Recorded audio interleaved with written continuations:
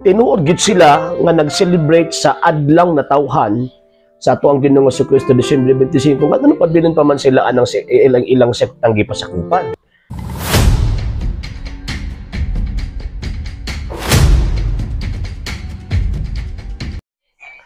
Kini atong mga higala nga mga dili Katoliko ba kung inyohang gitawag og na-observe. Siguro basig nagpait gid siguro sila sa ilahang gitawag og mga membro and hinay siguro og kita ang ilahang gitawag og mga kapilya or ilahang sekta. So mo na nga bisag unsa na lang intawon ang ilahang gitawag og himon. Hinon kita nga mga Katoliko magud mga sir mga ma'am, dili magud tadalo. Mo lang po niya ang good thing sa gitawag og mga Katoliko. Dili siya gitawag og dalo. Ma-active man ang Katoliko or dili ma-active ang Katoliko or Katoliko lang ba sa ngalan, dili Katoliko ang pagtuo. Basta as long as Katoliko ka, murag nahug na siya nga kinaiya, labi na sa mga Filipino, nga kinaiya gyud nga naagyud ang gitawag og pagkamanggihatagon. Kini ato mga higala nga mga dili Katoliko, okay kaayo oy nga tawag ani mo sabay sila og celebrate sa tuwa. Pero ang problema lang kung tinuod gid sila nga nag-celebrate sa adlaw na tawhan sa ato ang Ginoong Jesucristo Disyembre 25 nga ano pabilin pa man sila anang ilang sektang gipasakupan. And remember, ang pag-celebrate nato sa Pasko sa pagkatao sa Ginoong Jesucristo uban na ang doktrina sa Iglesia Katolika Apostolika Romana concerning sa Dios nga nahimong tao. So, but pasabot, kung mag-celebrate ng Christmas, naagin na ang pagtuong Katoliko. Di agin na mawala ang pagtuong Katoliko. Kung gidawat ninyo ang Christmas, implied po na gidawat ninyo ang pagturunan sa Santa Iglesia Katolika Apostolika Romana. Kung mag-celebrate kag Christmas, atakihon nimong simbahan Katoliko, so ang mahitabo ni anak mga sir og mga mamura kag iro imuhang gikaon ang gitawag og imuhang kaugalingong gisuka. Gisuka nimo ang Santa Iglesia Katolika Apostolika Romana nya gikaon nimo ang selebrasyon sa Santa Iglesia Katolika Apostolika Romana. Kauban na sa giingon ba nga di gusto piyesta pero gusto mamiesta. Kusog kaayo mamiesta. O yan.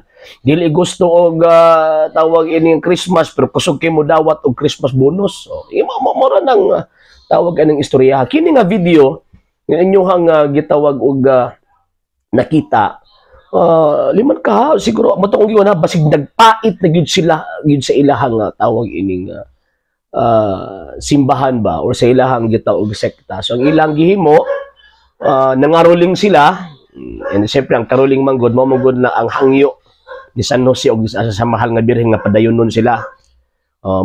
Diha man nagsugod ang karuling kaya ang pinakaunang nangaruling ang mahal na Birheng Maria ug ang si San Jose apil ang batang Hesus nga naas taguangkan sa gitawag og mahal nga birhen. Mao na ang origin sa caroling.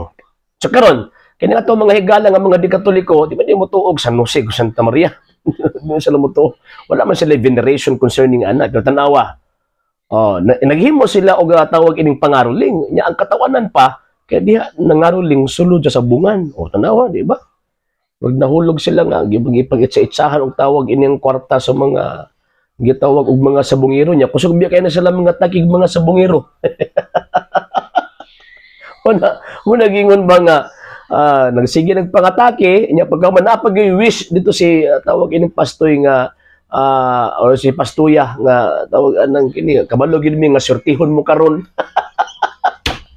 implied nga ilahang gisuportaan ang tawag ining sabong.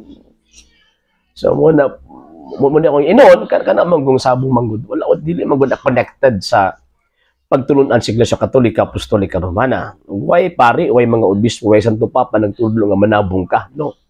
Wala nga naman kay dili man na mo itudlo sa simbahan Katoliko. Bisyo man na sa gitawag og mga pipila ka mga sakop sa simbahan Katolika, pwede na may pagtulunan sa Iglesia Katolika Apostolika Romana. Pero ang katawanan lang manggod, kusog kini sila mga take, ilahapag yung mga di Katoliko, kusog yung mga take, kanang sabong, kanang sugal, i-connect sa pagtuong Katoliko, pero tanawa, sila mismo ni adto dito nakabenepisyo ni anang maong gitawag og sabong. Sa ako nang gingon base nagpait ato na lang po nga tawag ining sabto nga magdako-dako ra bang kita ni pastoy ani kay naman kag nang labay gud og tawag na kwarta dito sa tama ba ng term na roydahan. So muna ba nga magkatawa ta nga kana bitang maguol, magkatawa in the sense ba nga ilahang gikaon ng ilahang kaugalingong gisuka. Maguol tungod kay nagabuhat sila og mga butang nga wa nila masabti. So man kita mga Katoliko, kung pwede, kung mahimo atong tukion pag-ayo nga atong pagtong Katolika para sa next celebration nato sa Christmas.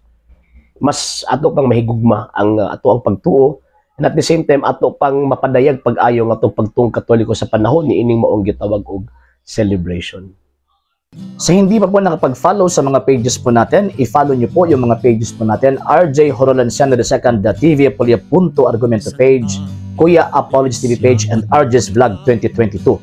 And pwede rin po kayo mag-send po dyan ng Facebook stars. And also, sa atin po mga channels, sa hindi po nakapag-subscribe, i-subscribe po ninyo yung mga channels natin, Dalay Catholic, Apologies International Official, RJ Santo II TV, Kuya Apologies TV, and Barrio Kawayan Religious Forum. And pwede rin po kayo mag-send po dyan ng super sticker, super chats, and super thanks. And maraming salamat po sa mga kapatid at mga Katoliko na ulis pong tumutulong sa programa po natin. Maraming salamat po. Nang dahil po sa tulong at suporta po ninyo, ang programa po ito until now andito pa rin po sa social media.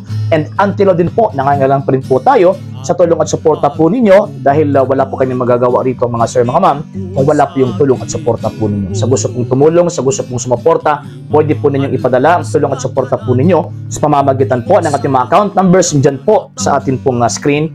And pwede nyo po kaming i-message sa ating pong page kung via remittance po yung papadala po ninyo. Maraming salamat po in advance.